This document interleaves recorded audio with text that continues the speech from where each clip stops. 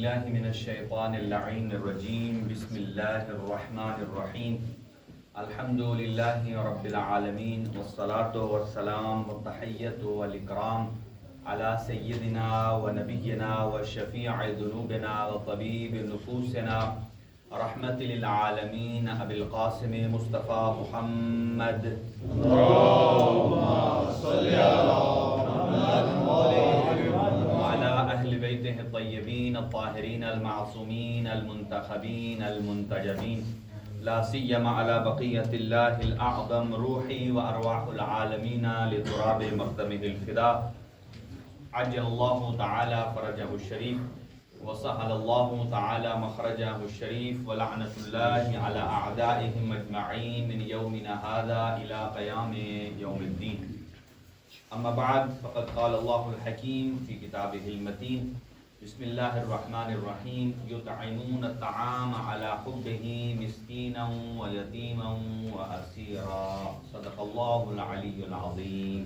اللهم صل على محمد وعلى محمد. چند دعائیہ کلمات سے آغاز گفتگو ہے. اللہ تعالیٰ کی ذات بہت محمد و اہل بیت محمد تمام حاضرین کے گھروں پر اپنی رحمتیں اور برکتیں نازل فرمائے.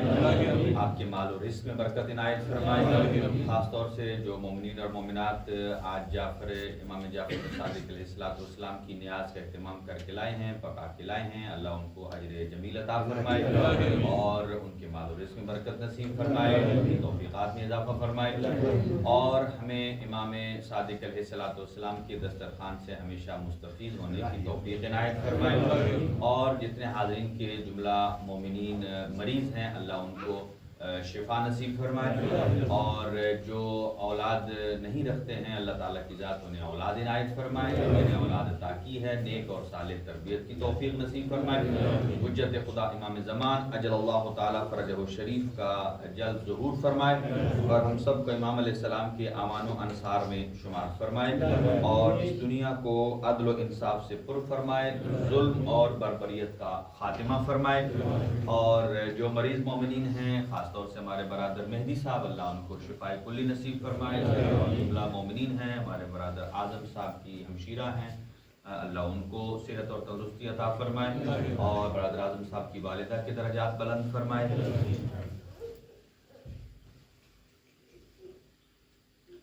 اور ایک جناب برادر عقیل صاحب کا بیٹا اللہ تعالیٰ کی ذات ان کو شفائے کلی نصیب فرمائے، جلد از جلد لباس عافیت پہنائے اور اپنی دعاؤں کی استجابت کے لیے بآواز بلند صلوات اللہم صلی علی محمد وعلی محمد.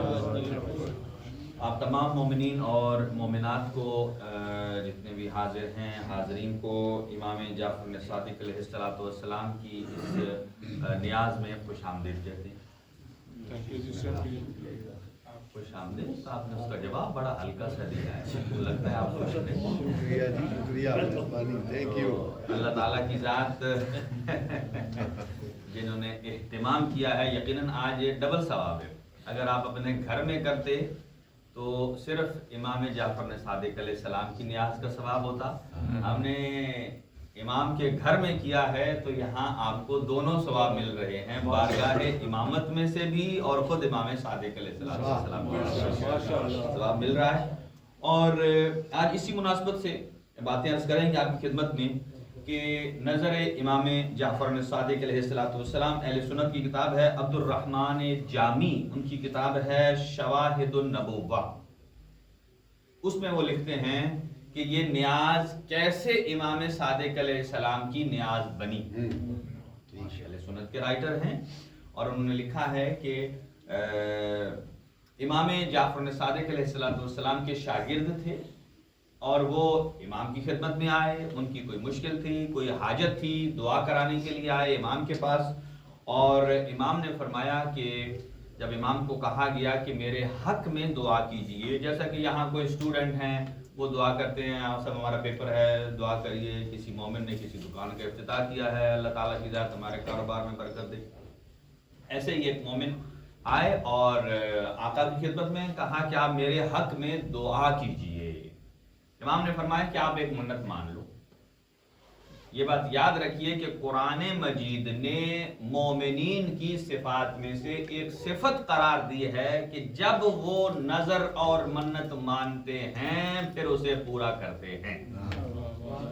یوفون بالنذر، اور وہ جو نظر کرتے ہیں پھر اس نظر کو پورا کرتے ہیں. پورا کا مطلب یہ ہے کہ جب منت مان لی جاتی ہے تو جو آدمی منت مانتا ہے پھر اس کو ایز اٹ از، جن ورڈنگ میں اس نے منت مانی ہے اسی طرح اسے پورا کرنا ضروری ہے. مومنین جوش میں آ کر کہتے ہیں کہ ہم اتنا کر دیں گے، وہ کر دیں گے، اور جب کام ہو جائے تو پھر جب ہوش میں آتے ہیں اور پھر جب اپنا بیلنس چیک کرتے ہیں، جیب میں دیکھتے ہیں، تو پھر فون آ جاتا ہے مولانا صاحب کو، آغا صاحب کوئی گنجائش. بھائی جب آپ جوش میں تھے تو اس ٹائم ہی سوچ لینا تھا کہ میری ہستی کتنی ہے، میری حیثیت کتنی ہے. لہٰذا جب آپ منت مان لیتے ہیں اور منت ماننے کے بعد جب وہ پوری ہو جاتی ہے تو پھر اس کو ویسے ہی کرنا چاہیے. مثلا ایک آدمی نے منت مان، مثال دے رہا ہوں کہ مثلا فلاں ریسٹورینٹ میں میں اپنے بہترین 50 دوستوں کو کھانا کھلاؤں، اور جب منت پوری ہو جائے تو پھر وہ کہے کہ اب زیرو کو تو ہٹا دیتے ہیں، کیونکہ بہترین جب کہا جائے تو بہترین میں تو پھر خارج زیادہ ہوتا ہے. تو لہٰذا جیسے منت مانے گا ویسے. تو امام نے اسے کہا منت مان لو. اب یہ اس روایت میں نہیں ہے کہ اس نے کیسی منت مانی ہے. جیسے ہی اس نے منت مانی اور ان کا کام ہو گیا اور پھر انہوں نے کھانے کا اہتمام، یقیناً یہی منت مانی ہوگی، انہوں نے کھانا تیار کیا، تیار کر کے باقاعدہ امامت میں لائے اور امام نے بھی کھایا، اور جو امام علیہ السلام کے ساتھ اصحاب موجود تھے، ساتھی موجود تھے، انہوں نے بھی کھایا. اور کھانے کے بعد امام نے دستے دعا دراز کیے اور دعا کرنے کے بعد امام نے فرمایا اللہ آپ کے رزق میں برکت دے اور اللہ آپ کی حاجات کو پورا فرمائے. آپ کے رزق میں برکت دے اور آپ کی حاجات کو پورا فرمائے. اور لہٰذا یہ ایک پسندیدہ عمل ہے. لہٰذا امام جعفر صاحب پھر کہا جاتا ہے کہ یہ مٹی کے برتن میں کیوں، بہر زمانہ ماڈرن ہو گیا ہے. اب اس زمانے میں ظاہر مٹی تھا، وہی برتن تھے، اسٹیل تو بہت کم ہوتے تھے. تو جیسے جیسے آپ منت مانتے ہیں، اگر آپ نے منت مانی ہے کہ مٹی والے میں پکاؤں گا تو ویسے پوری کرنی ہے، اور اگر اسٹیل والے میں ہے اسٹیل والے میں ہے، اور اگر کوئی بندہ کہے کہ میرا فلاں کام ہو گیا تو میں سونے یا چاندی کے برتن میں دوستوں کو کھانا کھلاؤں گا. تو یہ بات یاد رکھیے کہ ایسی قسم منعقد نہیں ہوتی. کیوں نہیں ہوتی؟ اس لیے کہ سونے اور چاندی کے برتن میں کھانا، خاص طور سے سونے کے برتن میں کھانا اور پینا حرام ہے، حرام ہے. اور آج بھی آپ بہت سارے محلوں میں جائیں جو پرانے بادشاہوں کے محل تھے تو اس میں سونے کے برتن آپ کو ملیں گے. لہٰذا یہ ایک پسندیدہ عمل ہے. یہ میں نے ابتدا اس لیے کی ہے کہ اگرچہ ظاہراً یہ ایک نیاز ہے، اس کے اندر کتنے کام چھپے ہوئے ہیں آئیے ہم ان پر ڈسکس کرتے ہیں. ایک عمل ہے وہ ہے نیاز پکانا، انوائٹ کرنا، کھانا ہے. اس کے اندر کتنے ثواب ہیں کہ جو ہمیں پتہ ہی نہیں. جن میں سے ایک حدیث ابھی آپ کو سنا دیتا ہوں جو ہر مجلس میں، ہر محفل میں، امام بارگاہ میں آپ وہ ثواب کما رہے ہیں لیکن ہم اس کی طرف متوجہ نہیں. اور وہ کیا ہے؟ حضور سرور کائنات صلی اللہ علیہ وآلہ وسلم نے ارشاد فرمایا کہ جب بھی آپ کسی محفل، کسی مجلس میں بیٹھتے ہیں تو استقبلہم القبلہ، تو آپ کے چہرے کا رخ قبلے کی طرف ہونا چاہیے. اندازہ لگا دیجئے کہ ہمارے ہاں سیٹنگ ہی ایسی ہے، آپ جیسے بھی بیٹھیں آپ کا قبلے کی طرف رخ ہوتا ہے اور آپ کو ثواب ملتا رہتا ہے. اس کی طرف آپ پہلے شاید متوجہ نہ ہوں، اسی لیے بہت سارے ایسے ثواب قیامت کے دن آئیں گے، بندہ کہے گا میں نے تو یہ کام کیا نہیں.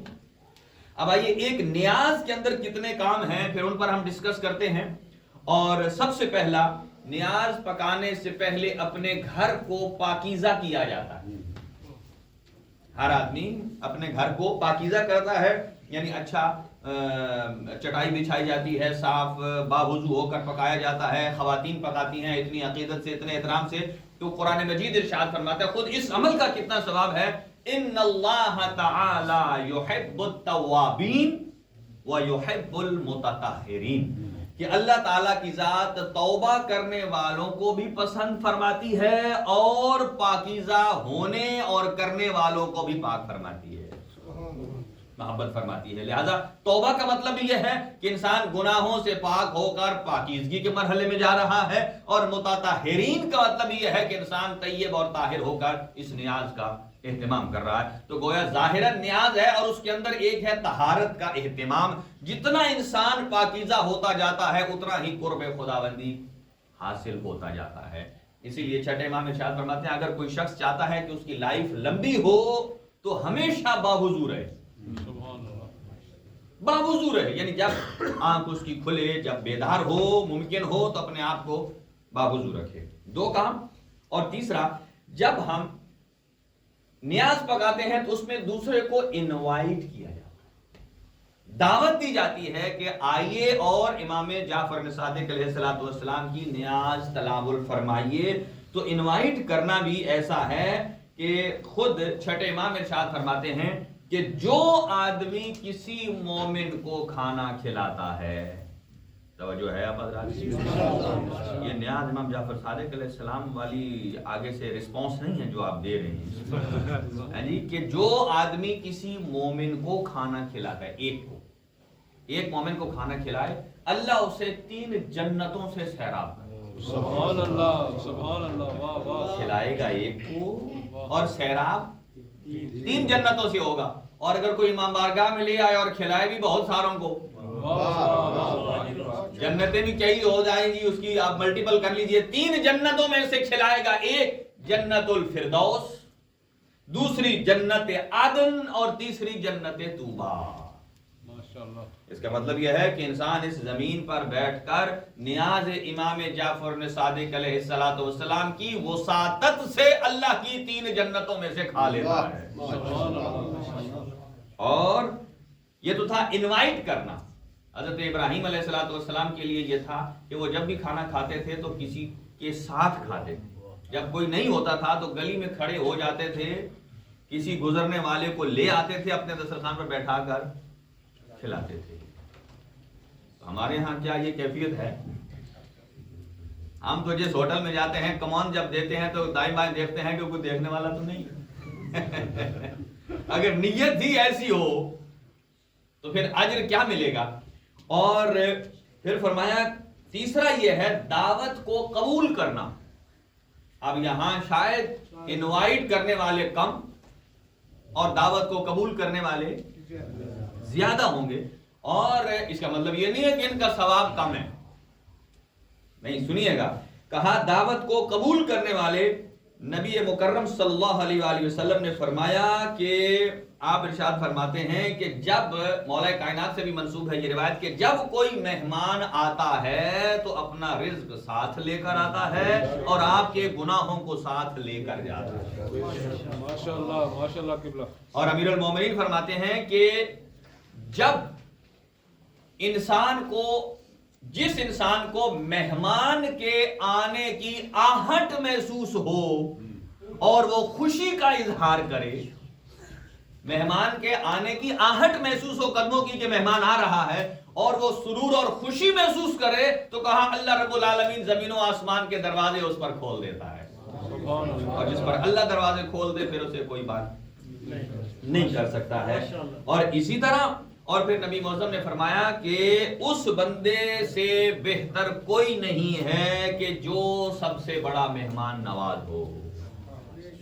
اور پھر کتنی چیزیں ہو گئی؟ 3، گھر کو پاکیزہ کرنا، کسی کو دعوت دینا ہے ایک نیاز، اس کے اندر دیکھیں، پھر ابھی آتے ہیں اس سے بڑھ کر اور کون سے امور ہیں، دعوت کو ایکسپٹ کرنا، اور جب دعوت ایکسپٹ کر لیتے ہیں وہاں مومنین آپس میں ملتے ہیں اور گلے ملنے کا ایک ثواب ہے کہ مومنین ایک دوسرے سے ملتے ہیں، قربتیں بڑھتی ہیں، محبتیں بڑھتی ہیں۔ اسی لیے فرمایا کہ سخاوت انبیاء کی صفات میں سے ایک صفت ہے، اگر آدمی چاہتا ہے اپنے حسن خلق کو بڑھائے تو سخاوت کو بڑھا دے،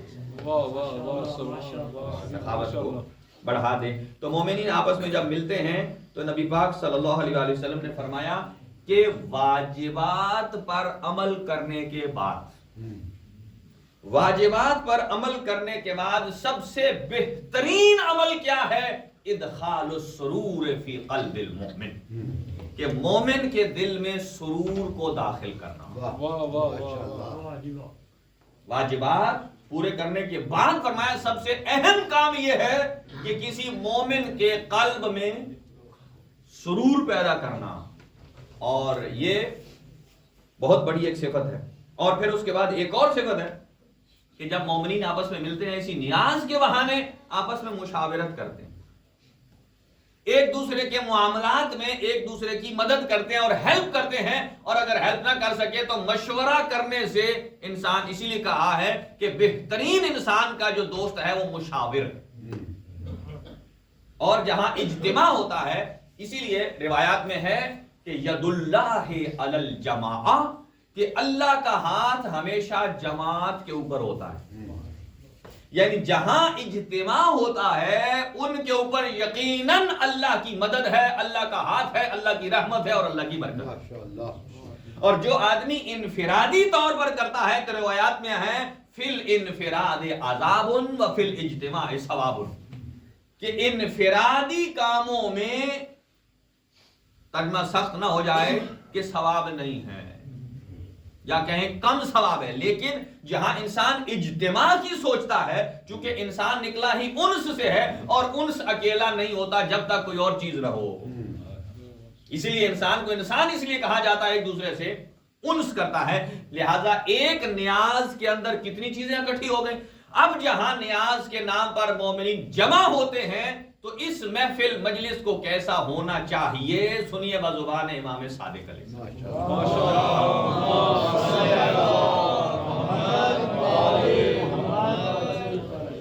آپ ارشاد فرماتے ہیں وَقَدْ نَزَّلَ عَلَيْكُمْ فِي الْكِتَابِ، کہ اللہ تعالیٰ کی ذات نے بتحقیق اس کتاب میں تم پر یہ حکم نازل کیا ہے۔ توجہ رہے، جب مل کر بیٹھیں تو جس نام پر نیاز کھائی جا رہی ہے اسی نام کا تذکرہ ہونا چاہیے، وہاں انہی امور پر گفتگو ہونی چاہیے کہ جو امور صادق آل محمد کو پسند ہے، انہی امور پر گفتگو ہونی چاہیے کہ جن سے ہمارا اللہ راضی ہوتا ہے، ہمارا مولا راضی ہوتا ہے، ہمارے امام راضی ہوتے ہیں، تب تو یہ نیاز بنتی ہے نیاز امام صادق علیہ السلام۔ لیکن اگر پہلے سے ہی یہ ہو دل میں کہ یہ عقیدہ پکا کر لیں، اب اگر عقیدے والی بات ہے بتاؤں آپ، بسم اللہ، عقیدے والی بات ایک غلط العام جو کہی جاتی ہے وہ کیا ہے کہ نیاز تو چھین کر بھی کھانی چاہیے۔ دیکھیں اب کہتے ہیں عقیدہ، اچھا اس کو کس رنگ میں پیش کیا جاتا ہے؟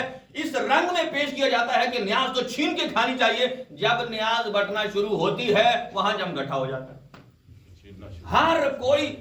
کیوں؟ اس لیے بتایا اس انداز میں گیا ہے کہ چھینو گے تو ثواب ہے، اسے بتائیں کہ اللہ نے کس غصبی چیز میں ثواب رکھا ہے، مجھے بتائیں کہ کون سی غصبی چیز ہے کہ جس میں اللہ نے ثواب رکھا ہے، کہ جہاں خلاف شر کام ہو رہا ہو وہاں آپ کہیں اللہ ثواب دے گا مجھے، پھر کہیں گے مولا حسین راضی ہیں، اور دلیل کیا دیتے ہیں؟ مولا بڑے لجپال ہیں۔ بھائی مولا تو لجپال ہیں اور ہم جو کام کر رہے ہیں یہ لجپالی کے خلاف ہے، ہم کسی سے چھین کر نہیں۔ دیکھیں نیاز جب، وہ ایک مشہور واقعہ ہے، وہ یہ ہے کہ ایک جگہ وہ تھے جو مبغض اہل بیت، اب میں سادہ لفظ یہی کر سکتا ہوں نا، مبغض اہل بیت جو اہل بیت سے دشمنی رکھتے، اور دوسری طرف تھے محبان اہل بیت۔ دونوں کو کیا کیا گیا؟ دونوں کو ان کے ہاتھوں میں ادھر بڑے بڑے چمچے باندھ دیے گئے، یہاں سے لے کر نا یہاں تک نہیں، وہ آگے لمبا کر کے، وہ جیسے وہ شمیم شاہ صاحب جس چمچے سے پکاتے ہیں لمبا چمچہ ادھر پورا باندھ دیں جو یہاں سے لمبا ہو، اور ان کے سامنے رکھ دی گئی نیاز، میں نے نیاز کہوں گا اس کو، چپو باندھ دیے، کہا کہ کھاؤ۔ اب وہ کیسے کھائیں؟ مبغضین کو پہلے دی، انہوں نے جناب ادھر سے چپو بھرا، اب منہ میں ڈالے، کتنا بھی بازو پیچھے کرے وہ جو اتنا آگے ہے وہ تو پیچھے گرتا۔ لیکن جب محبین کی باری آئی ان کے ہاتھوں میں بھی وہی چپو بندھے تھے، پہلے والوں نے سارا حلوہ ضائع کر دیا پیچھے کمر پہ ڈال کے۔ جب محبین کی باری آئی تو انہوں نے ایک چمچہ بھرا اور بھر کر خود کھانے کے بجائے دوسرے موالی کو کہتا ہے بسم اللہ آپ پہلے تناول فرمائیں. دوسرے نے تیسرے کو کھلایا، کرتے کرتے سارے سیراب ہو گئے. اب ان کو مثال دے اس عقیدے سے کہ نیاز چھین کے کھانی چاہیے. دیکھیں کتنا بہترین عمل تھا ان کا، کہ اسی لیے کہا جاتا ہے جب آپ کسی کو عطا کرنے میں نہیں دیکھتے کہ مستحق کون ہے غیر مستحق کون ہے، جب کسی کو عطا کرنے میں آپ استحقاق اور عدم استحقاق کو نہیں دیکھتے تو پھر اللہ بھی آپ کو دیتے ہوئے استحقاق اور عدم استحقاق کو نہیں دیکھتا. جب ہم کسی کو دینے سے پہلے بہت، کئی آدمی تو تھوڑی سی ویریفیکیشن کرتے ہیں تو کئی اتنی گہرائی میں کرتے ہیں کہ پھر بددل ہو جاتے ہیں اس بندے سے. اسلام نے تجسس کو حرام قرار دیا ہے. اسی لیے بھی عرض کروں گا، وہاں تک پہنچتا ہوں کہ کون کون سی باتیں ہیں کہ جو انسان کے ظاہر پر رہنی چاہیے، ان کے ڈیپ میں اترنے کی ضرورت ہی نہیں. اسلام نے اجازت ہی نہیں دی کسی کی ڈیپ. لہذا یہ عقیدہ کہ نیاز چھین کر کھانی چاہیے یہ صحیح نہیں ہے. اور محبان علی کو اچھا لگتا تو ایسا ہے کہ نیاز ہو اور اگر بندے زیادہ ہوں اور تبرک کم ہو تو محبان علی تو اسے بانٹ بانٹ کر کھاتے تاکہ کوئی آدمی رہ نہ جائے. لہذا یہ عقیدہ صحیح نہیں ہے. لہذا جہاں وہاں ہم نے نیاز پر یہ بھی بتانا ہوتا ہے کہ علی والوں میں سلیقہ کتنا ہے. اسی لیے صادق آل محمد فرماتے ہیں اگر میرا ماننے والا ایک ہو 1000 کی آبادی میں، میرا ماننے والا ایک ہو 1000 کی آبادی میں، تو اسے منفرد نظر آنا چاہیے تاکہ اسے دیکھ کر سارے کہیں کہ باقی سارے 9999 کسی اور کے شیعہ ہیں اور یہ ایک جعفر آل محمد کے شیعہ ہیں. ماشاءاللہ ماشاءاللہ. آواز بلند صلوات.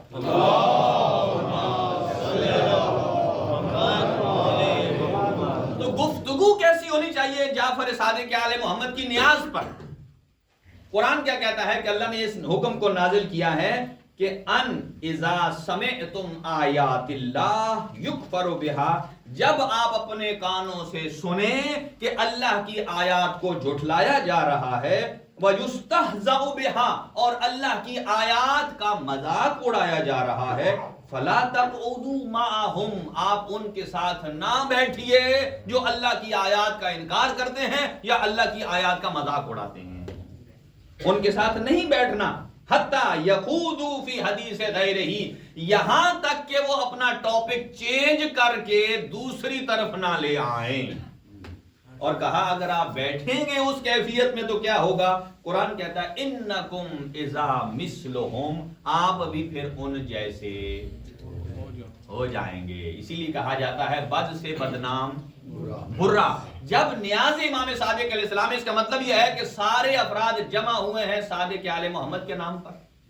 جب صادق آل محمد کے نام پر ہیں تو امام فرماتے ہیں من احیا ذکرنا، جو ہمارے ذکر کو زندہ کرتا ہے اس نے در حقیقت اللہ کے دین کو زندہ کیا. تو وہاں گفتگو کیسی ہونی چاہیے؟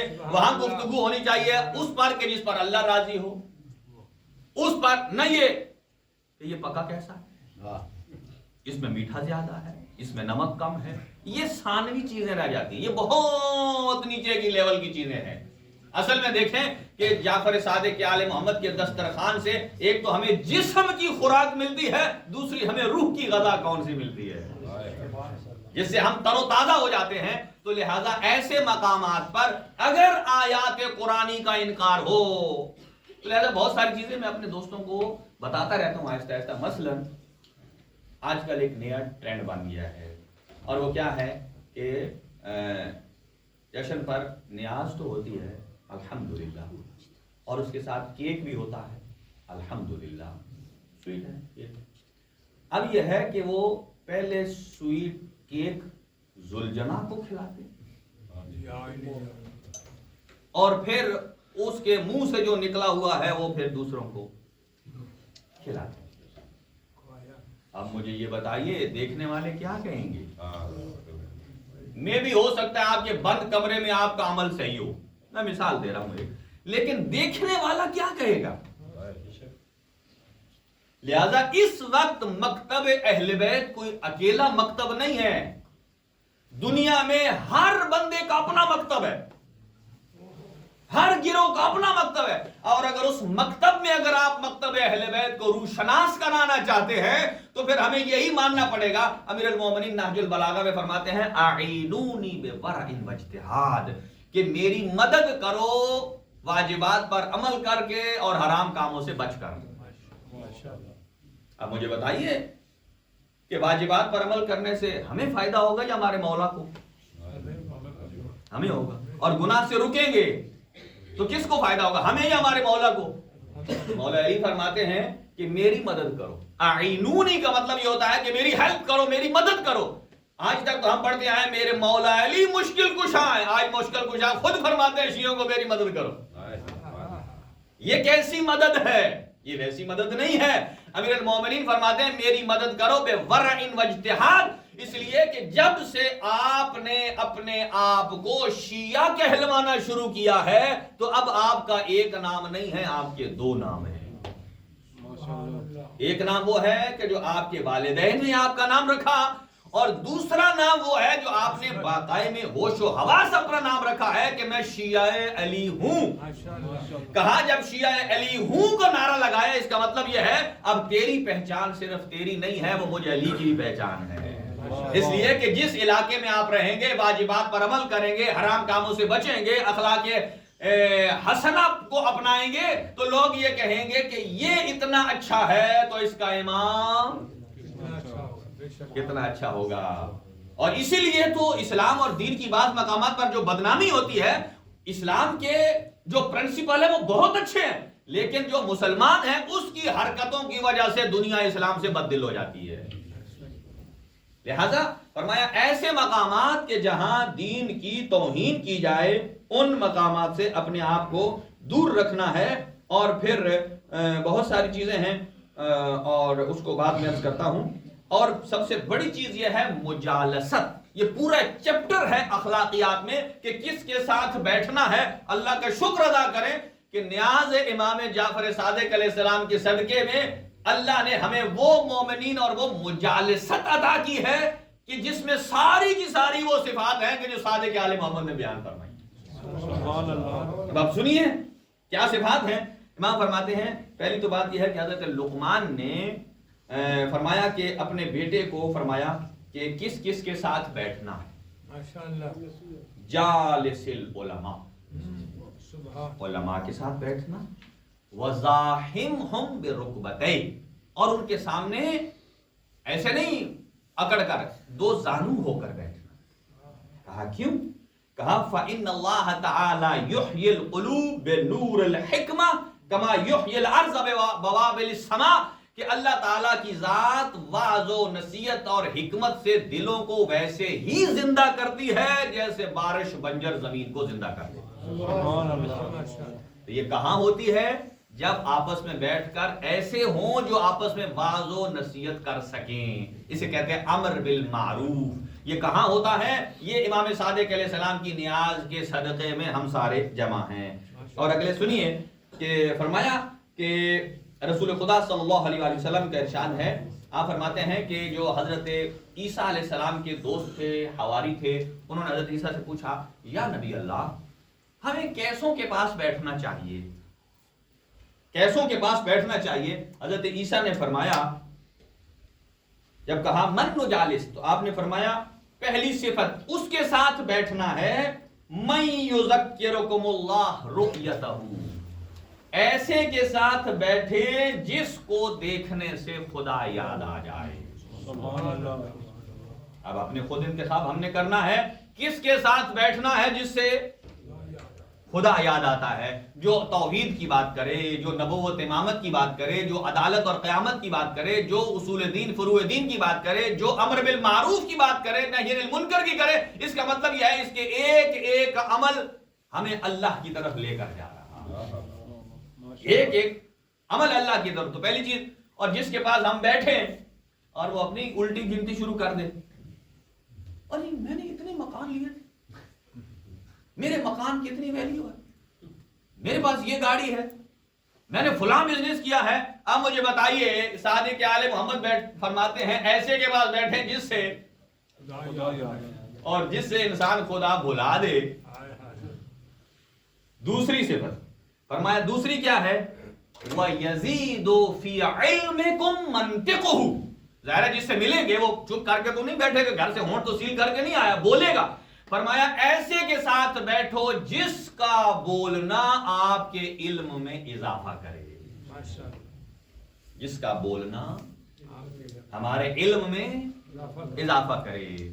اور تیسرا وَيُرَغِّبُكُمْ فِي الْآخِرَةِ عَمَلُهُ. اور اگر کوئی عمل کرتا ہے تو اس کے عمل سے ہمیں دنیا بھول جائے اور آخرت یاد آ جائے.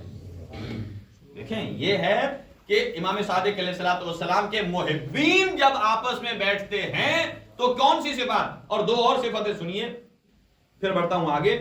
فرماتے ہیں کہ جو آدمی من الشک الی الیقین، یہ بات یاد رکھیے، بڑی اہم بات ہے کہ ایسے کے ساتھ بیٹھیے کہ جو آپ کو شکوک و شبہات سے نکال کر یقین کی طرف لے جائے. ہر آدمی کی لائف میں کوئی نہ کوئی مشکل ہے، پریشانی ہے. اگر آدمی کو بندہ ایسا مل جائے جو پہلے ہی مشکلوں کے نیچے ڈوبا ہوا ہے اور اس سے اگر کوئی مشورہ کر لے، اسی لیے کہا گیا ہے کہ 3 قسم کے لوگوں کے پاس مت بیٹھیے. پہلا وہ آدمی جو ورشکست ہے. ورشکست اسے کہتے ہیں جو کئی مرتبہ کسی کام میں وارد ہو چکا ہے مگر ہر مرتبہ ناکام. مثلا ایک آدمی نے ہر دفعہ کوئی دکان بنائی ہے ہر قسم کی، ایک دفعہ بنائی فیل، پھر بنائی فیل، پھر بنائی فیل. اگر اس سے کوئی بندہ پوچھے، نیا آدمی جو دکان کھولنا چاہتا ہے، کہ بھائی جان آپ مجھے اپنی قیمتی 5 منٹ دیں اپنی لائف کے. کہا کیا کرنا چاہتے ہیں؟ آپ سے مشورہ کرنا چاہتے ہیں. میں شک میں ہوں کہ دکان کھولوں یا نہ کھولوں. آپ تو بڑی دفعہ کھول چکے ہیں، آپ اپنے تجربے کے بنا پر بتائیے کہ کھولوں نہ کھولوں، کیا کروں. وہ کہے گا کانوں کو ہاتھ لگا، جتنا سرمایہ ہے دبا کے بیٹھا رہے. مجھے دیکھا جو حالت میری ہوئی ہے تیری اس سے بدتر ہوگی. فرمایا ایسا آدمی جو شکوک و شبہات کو پروان چڑھاتا ہے کبھی بھی اس کے ساتھ نہ بیٹھے. وہ آپ کو ہمیشہ تنزل کی طرف لے جائے گا، اوپر نہیں لے جائے گا. دیکھیں ایک بندہ آیا حضور صلی اللہ علیہ وسلم کی خدمت میں، کہتا ہے یا رسول اللہ کیا میرے لیے کوئی معافی ہے؟ کہا ہاں جاؤ اللہ سے معافی مانگو، توبہ کرو. کہا مجھے یقین اللہ معاف نہیں کرے گا. دیکھو انبیاء اور ائمہ کتنی اسپرٹ دیتے ہیں. کہا میرے گناہ بہت ہیں.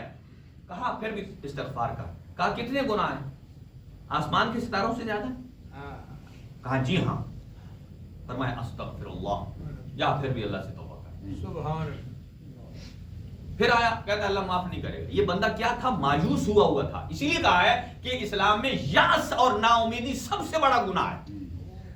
انسان سے اگر گناہ سرزد ہو جائے اور یہ مایوس ہو جانا اب تو اللہ میں تو بس، کئی لوگ اپنی زبان سے کہتے ہیں میں تو مارا گیا، میں تو زندہ کیا کہتے ہیں جیتا جاگتا مردہ ہوں، اس لیے کہ مجھے تو بھائی اللہ کی رحمت سے نا امید ہونا یہ سب سے بڑا گناہ ہے.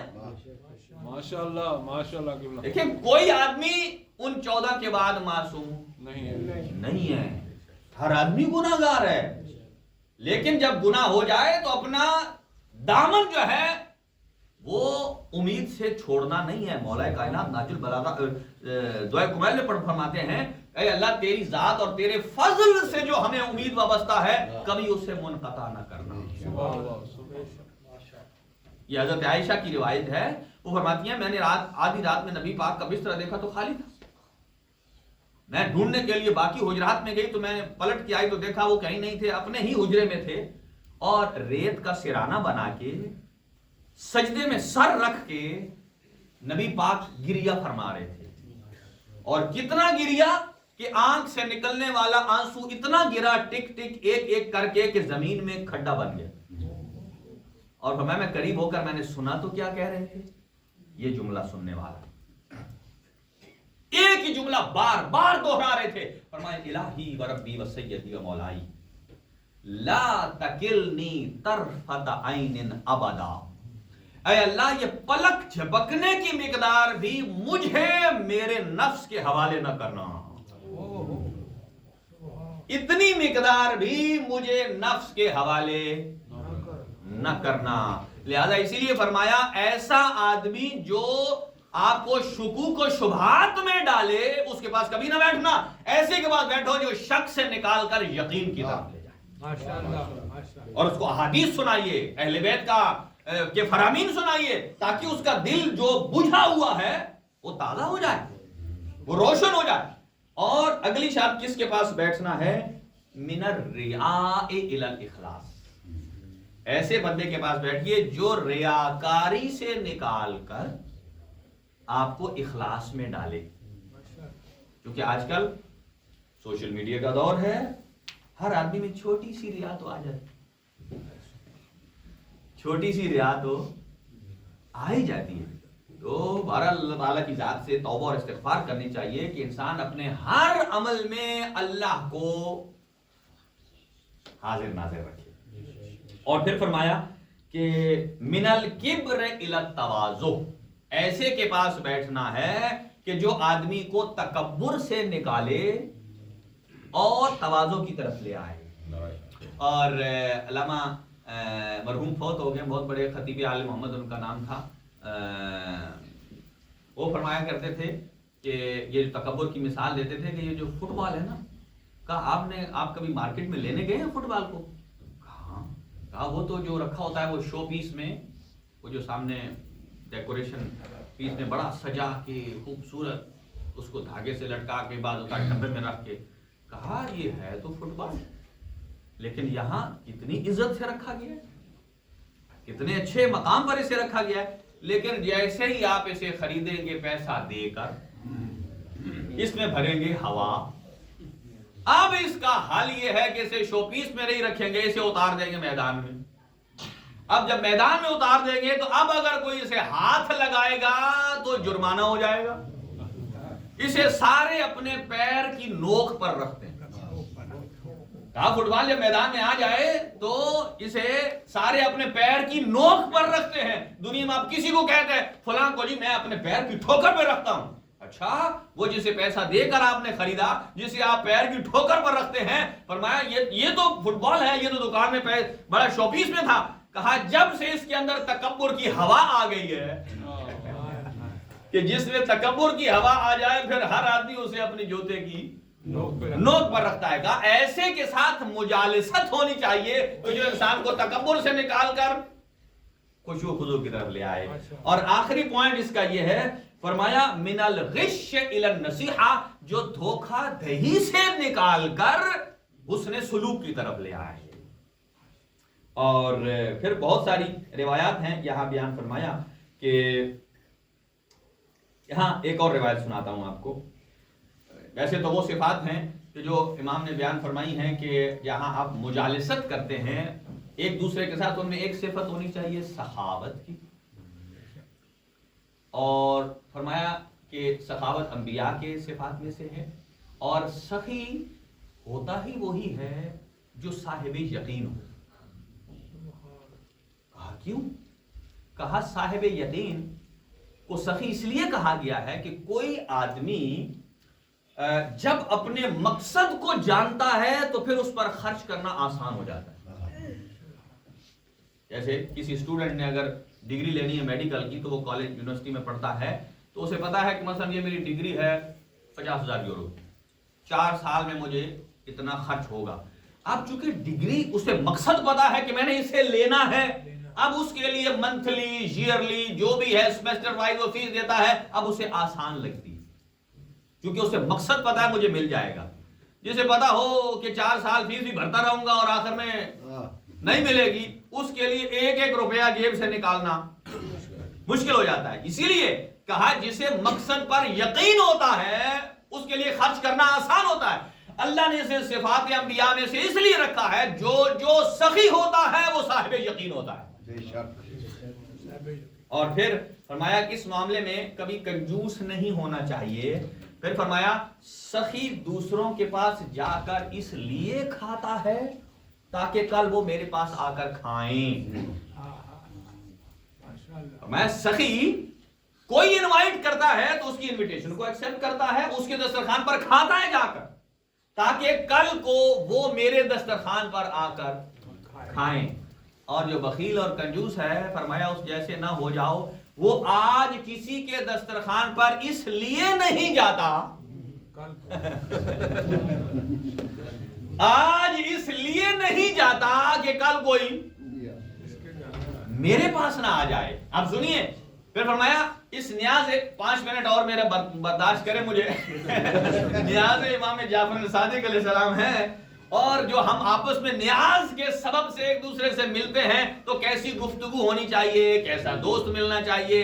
اور اسی لیے امام نے فرمایا السعید سعید فی بطن امہ والشقی شقی فی بطن امہ. جو خوش بخت ہوتا ہے وہ شکم مادر میں بھی خوش بخت ہوتا ہے اور جو بدبخت ہوتا ہے وہ شکم مادر میں بھی. لیکن پھر فرمایا اللہ تعالیٰ تو اپنے علم سے جانتا ہے کہ یہ خوش بخت ہے اور یہ بدبخت ہے. تو پھر تو کہا اللہ جس کی خوش بختی کو جانتا ہے اگر وہ غلط کام کر لیتا ہے تو اللہ اس سے بغض نہیں کرتا بلکہ اللہ اس کے عمل سے نفرت کرتا ہے, خود اس آدمی سے نہیں. اور اسی طرح جو شکم مادر میں ہی شقی ہے اللہ اپنے علم سے جانتا ہے. فرمایا کہ یہ جو سفر ہے شقاوت سے سعادت کی طرف ہوتا ہے لیکن سعادت سے شقاوت کی طرف نہیں ہوتا ہے. کہ جو آدمی بدبخت ہے اس کا سفر سعادت کی طرف بہت سارے مدارج بیان کیے گئے ہیں, لیکن جو سعید ہوتا ہے خوشبخت ہوتا ہے ہاں وہ اپنے کئی امور ایسے جو انجام دیتا ہے پھر اللہ کی توفیق سے اسے اذن توبہ بھی نصیب ہو جاتی ہے, توفیق حاصل ہو جاتی ہے. ایک صلوات پڑھ لیجئے مل کر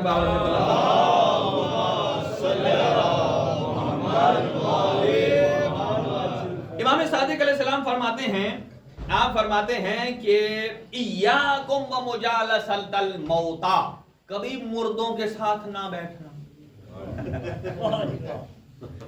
تو مولا ہم کہاں بیٹھتے ہیں مردوں کے ساتھ؟ ہمارے پاس تو ایک مردہ آ جائے تو ہم اتنے دور کھڑے ہوتے ہیں کہ ڈرتے ہیں کہ مردے کے اس کفن کو بھی ہمارا ہاتھ نہ لگ جائے.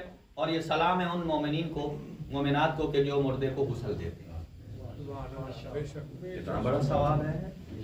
اور الحمدللہ یہ اور کہیں کی تو مجھے بات نہیں پتا, ہمارے بیلجیم کی بات ہمیں پتا ہے کہ غسل دینے والے کتنے افراد ہیں کہ جو لائن میں پیچھے لگے ہوئے. اور انہوں نے پہلے سے کہا آغا صاحب کوئی فوت ہو تو ہمیں پہلے بتائیے گا کہ ہم بھی شامل ہو جائیں گے, چلے سیکھ لیں گے. 2-3 افراد وہ جو باقی غسل دیتے ہیں جو پرانے ہیں, چلو ایک آدھ دو ایڈ ہو جائیں تو ہمیں پتہ چل جاتا ہے. اور اگر پتہ چل جائے انسان کو کہ غسل دینے کا کتنا ثواب ہے, انسان کبھی کسی کو مس نہ کرے. تو مولا ہم تو مردوں کے ساتھ بیٹھتے نہیں ہیں. جب مولا سے پوچھا گیا مولا یا رسول اللہ من الموتى, وہ مردہ کون ہے؟ فرمایا وہ وہی ہے جو تمہارے دل کو مردہ کر,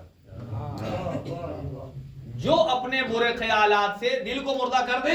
اور دوسرا وہ کلو غنی اطغاہ غناہ, وہ غنی کہ جو ہر وقت اپنے تکبر کے نشے میں چڑھا رہتا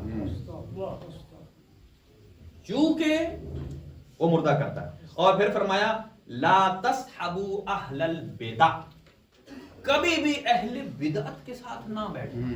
اسی لیے قرآن نے بھی یہ کہا ہے نا, کہا جب تک وہ, اچھا آج کل ٹرینڈ یہ ہے کہ اگر کوئی آدمی کسی کے ساتھ بیٹھا ہے اور وہ اس کی ذات پر حملہ کر دے, وہ کہے تو ایسا, تیرے مثلا فلاں آبا و اجداد جیسے, تو بندہ گرم ہو جاتا ہے. لیکن اگر اس کے سامنے دین کی توہین ہو رہی ہو, اچھا وہ وہاں بولے گا بھی نہیں, الٹا کہے گا ہاں. اس کو آج کل کی زندگی میں نام دیا جاتا ہے کہ یہ آدمی جو ہے وہ جی ہاں یہ جو ہے نا یہ آدمی بڑے کوشادہ دل ہے, یہ آدمی جو ہے نا بڑے دل والا ہے. بھائی بڑے دل والا اپنی ذات کے معاملے میں کیوں نہیں؟ نبی پاک نے فرمایا کہ میں بہت ملیح ہوں. ملیح کسے کہتے ہیں؟ بہت نرم ہوں, نرم دل ہوں. کس کے معاملے میں؟ اپنی ذات کے بارے میں. لیکن دین کے معاملے میں کیوں؟ اس لیے کہ کئی ایسی بدعتیں ہیں جو آج ایجاد ہوں گی، آہستہ رفتہ رفتہ اتنی پکی ہو جائیں گی کہ آنے والے 3 نسلوں کے بعد اگر کوئی بچہ آئے گا وہ کہے گا تو یہ تو نبی پاک نے کام کیا تھا. کوئی وہاں کہے سوشل میڈیا پر کہ یہ میں نے فلاں کتاب سے لکھا ہے، وہ آج کل تو کتابیں بھی ایسے ہی آ گئی ہیں کہ فلاں ایسی کتاب سے میں نے دیکھا ہے، پڑھا ہے کہ نبی پاک نے یہ کہا ہے. اگلا بندہ تو کہے گا بالکل ایسا ہی کہا. لہذا وہ امور کے جن پر کمپرومائز ہو سکتا ہے ان پر کیا جا سکتا ہے، لیکن وہ چیزیں کہ جو قابل برداشت ہی نہیں ہیں، یعنی دین انہیں ایکسپٹ نہیں کرتا اور ہم ٹھنڈے دل سے انہیں ایکسپٹ کر رہے ہوتے ہیں لیکن اپنی ذات کے بارے ایکسپٹ نہیں کرتے. اس کا مطلب یہ ہے ہمیں اپنی ذات دین سے زیادہ پیاری ہے، ہمیں اپنی ذات دین سے زیادہ پیاری ہے. لہذا فرمایا اہل بدعت کے ساتھ نہ بیٹھنا. فرماتے ہیں فلا تجالسوہم، کبھی نہ بیٹھو، فتسیروا عند الناس کواحد منہم، پھر آپ بھی ان لوگوں کے نزدیک ان میں سے ایک ہو جاؤ گے. ایک اور آپ کو روایت سنانی ہے. پھر فرمایا ایاکم ومجالست الملوک. ہمارے ہاں تو کہا جاتا ہے کہ ایک جینٹری ہائی ہے، دوسری جینٹری میڈیم ہے، تیسری جو لائن سے نیچے ہے. وہ کہتے ہیں ان کا اچھا جس کے دسترخوان پر کوئی ایک پلیٹ بھری ہوئی آ جائے وہ اس میں سے ایک حصہ کھائے اور باقی ضائع کر دے، اسے کہتے ہیں یہ ہائی ہے، اسراف ہے. قرآن مجید فرماتا ہے کلوا واشربوا ولا تسرفوا، کھاؤ جتنا بھی کھانا ہے کھاؤ، پیو جتنا بھی پینا ہے پیو، شرط یہ ہے کہ جو اپنے بدن کی ضرورت ہے، بدن کی ضرورت ہے. چونکہ اسراف کسے کہتے ہیں؟ اسراف کیوں حرام ہے؟ اس لیے کہ آپ کے مال کو ضائع کرتا ہے، اور وہ کھانا جو انسان اتنا زیادہ اسراف کے لیول کا کھائے جو انسان کے بدن کو ضائع کر دے تو وہ بھی اسراف ہے. میں کلوا واشربوا ولا تسرفوا. ایک شخص آیا نبی پاک کے پاس، کہا یا رسول اللہ میرا رزق تھوڑا ہے دعا کریں. اب دیکھیں اس سے روایت کے مطابق ہمیں صاحب ثروت ہونا چاہیے یا غریب ہونا چاہیے؟ ہمارے گھروں کا پول دیکھیں ان میں روٹی کتنی زیادہ ہوتی ہے، اور یہاں کا اندازہ لگا دیں کہ کتنی روٹی ضائع ہو رہی ہوتی ہے. کہا کہ یا رسول اللہ میری دعا کیجیے. آپ نے دعا فرمائی، رزق زیادہ ہو گیا. آ گیا یا رسول اللہ اب رزق زیادہ ہو گیا، سنبھالا نہیں جاتا. بھلا ایسا بھی مواحد ملے گا کسی کو موالد؟ زیادہ ہو گیا ہے. فرمایا ایسا کرو سوکھی روٹی کھاؤ جو کڑک کڑک کی آواز آئے، جس میں جیسے ہم سوکھی روٹی کھاتے ہیں نا تو جب آپ اسے توڑتے ہیں تو اس کے ٹکڑے کئی بن جاتے ہیں، تو ہم موٹے موٹے کھا لیتے ہیں، چھوٹے پھینک دیتے ہیں. اس نے کام کیا سوکھی کھانا شروع کر. کہنے لگا یا رسول اللہ میرا تو رزق اس سے ڈبل ہو گیا. کہا تو کرتا کیا ہے؟ کہا میں کھانے سے پہلے ایک کپڑا بچھاتا ہوں. دیکھیں یہاں جو دسترخوان بچھایا جاتا ہے اس لیے نہیں کہ کھانا نیچے گرایا جائے. بھئی یہاں جو ہمارے سرور ہیں جو سرو کر رہے ہوتے ہیں، اللہ تعالیٰ ان کو ڈبل ثواب دے کہ وہ ہمارے کھانے سے پہلے دسترخوان بچھاتے ہیں. انہیں بھی تو ہماری کتنی بھوک لگی ہوتی ہے نا، یہ جذبہ ایثار ہے، وہ کھلا رہے ہیں. میں بھی ان کو ثواب ہم سے کئی گنا زیادہ ملتا ہوں. ہو سکتا ہے بعض اوقات ان کو ہم سے زیادہ کھانے کو مل جاتا ہو، اور ہو سکتا ہے اس کے اپوزٹ ہو، انہیں کھانے کے لیے کچھ نہ ملے، وہ مومنین کی بچی ہوئی پلیٹوں سے کھا رہے ہو. کہا تو کیا کرتا ہے؟ کہا میں چادر بچھاتا ہوں پھر اس کے اوپر روٹی کریک کرتا ہوں. وہ تو کہا جب بڑے ٹکڑے کھا لیتا ہوں نا تو پھر اپنی انگشت کے ساتھ چھوٹے چھوٹے ٹکڑوں کو بھی چن کے کھا لیتا ہوں. کہا چونکہ تو نے رزق کا احترام کیا ہے اس لیے اللہ نے تیرے رزق کو بڑھا دی. میں نے اس لیے کہا تھا کہ جب تو سوکھی روٹی کھائے گا تو ٹکڑے ضائع ہوں گے، اور اس کی بدولت اللہ انسان کے رزق کو کم کر دیتا ہے. اب حساب لگائیں یہاں روٹی بچنی چاہیے یا دیکھیں دو فارمولے. ایک یہ ہے کہ جیسے کھانا کھلتا جائے آدمی پیک کرنا شروع کر دے. ہمارے ہاں نیاز کا ایک عقیدہ یہ ہے چھین کے لو. دوسرا عقیدہ یہ ہے جب بھی کسی کو راستہ کھولے نا دینے کے لیے وہ کہے گا میرے بھائی کے لیے، میرے چاچے کے لیے، میرے مریض کے لیے. بھائی یہ ہے ماحاضر. ماحاضر کسے کہا جاتا ہے؟ جو حاضر ہیں وہ تبرک کھائیں. ہاں جب حاضر سیراب ہو جائیں پھر آپ غائبین کے لیے لے جائیے، لیکن آدمی پہلے ہی غائبین کی فکر میں ہو اور جو حاضرین ہیں وہ محروم رہ جائیں تو پھر یہ انصاف نہیں ہوگا ان کے ساتھ جو حاضرین ہیں. بس میں اسی پر اکتفا کرتا ہوں. اور اس روایت کو مکمل کر لوں، فرمایا کبھی ملوک کے ساتھ نہ بیٹھنا، اور ابناء دنیا جو دنیا کے بیٹے ہیں، 3 باتیں. فرمایا کیوں؟ اس لیے ان کے ساتھ بیٹھنے سے فبی ذالک ذہاب دینکم، تمہارا دین چلا جائے. اس لیے کہ دنیا داروں کے پاس کبھی نماز کی بات نہیں ہوتی، کبھی خمس و زکات کی بات نہیں ہوتی. وہ کہے گا میں نے فلاں ملک میں کمپنی کھولی ہے، تو بھی کھول. وہ اتنا ہوا میں اڑائے گا کہ بندے کو فروع دین ہی بھول جائے. دوسرا وَيُعْقِبُكُمْ نِفَاقًا، تمہارے اندر منافقت ڈال دے گا. اور ذالکا، پھر فرمایا داء دبی لا شفاء لہ، یہ منافقت اور دین کا چلا جانا ایسی مرض ہے جس کی کوئی شفا نہیں، جس کی کوئی دوا نہیں. اور پھر فرمایا ایک نشانی اس کی یہ ہے یورث قساوۃ القلب، اس کا نتیجہ یہ ہوگا کہ انسان کے دل میں قساوت پیدا ہو جائے گی، شقی القلب ہو جائے گا، سخت دل ہو جائے گا، کوئی مانگے گا بھی تو نہیں دے گا. دعا ہے اللہ تعالیٰ کی ذات سے بحق محمد و اہل بیت محمد، پروردگار امام صادق علیہ السلام کی اس نیاز اور حاضری کے توسط سے ہم سب کو رزق حلال نصیب فرما، ہماری حاجات کو پورا فرما، خواہشات کو پورا فرما، رزق حرام سے اجتناب کی توفیق مرحمت فرما. جب ہم آپس میں مل کر بیٹھے تو ان امور پر گفتگو کریں جو دین مبین اسلام کے احیاء کا سبب بننے والے ہیں. پروردگار بحق محمد و اہل بیت محمد اس غیبت جیسی لعنت سے ہمیں پاک فرما. پروردگار حسد جیسی اس قسم کی برائی سے ہمیں دور فرما. پروردگار جھوٹ کی برائی سے دور فرما. امام زمانہ کے ظہور میں تعجیل فرما اور اس دنیا کو عدل و انصاف سے پر فرما. جتنے مومنین اور مومنات نے اہتمام کیا ہے اللہ تعالیٰ کی ذات ان کی اس سعی کو قبول فرمائے، اور جو شرکاء ہیں ان کی توفیقات میں اضافہ فرمائے، مریضوں کو شفا عطا فرمائے اور امام زمان کے ظہور میں تعجیل فرمائے. اس ادارے کے معاونین کے درجات بلند فرمائے، موجودین کی توفیقات میں اضافہ فرمائے. ربنا تقبل دعاء منا انك انت السميع العليم بجاه محمد وآله الطاهرين. اللهم صل على محمد. السلام عليك يا نبي الله، السلام عليك يا رسول الله، السلام عليك يا باعث الهدى، السلام عليك يا حبيب الله ورحمة الله وبركاته.